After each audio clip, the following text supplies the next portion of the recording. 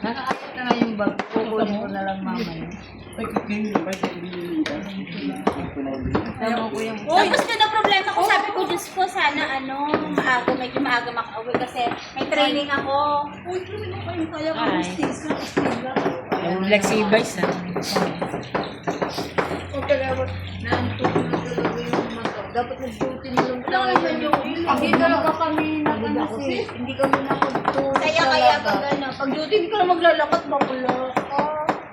Hindi na maglalakad. Sunod pa naman. Dito malunggay, girls. Mga malunggays. Si Vice hindi nagsasalita. Tao lang yan. Mga malunggays, malunggays mother. Mga ano, inahin ba? Nagpapagakan ng malunggay.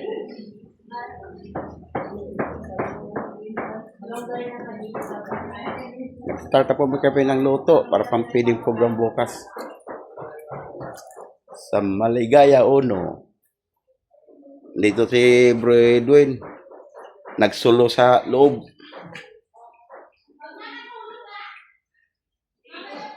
Ito yung itlog namin, luto na.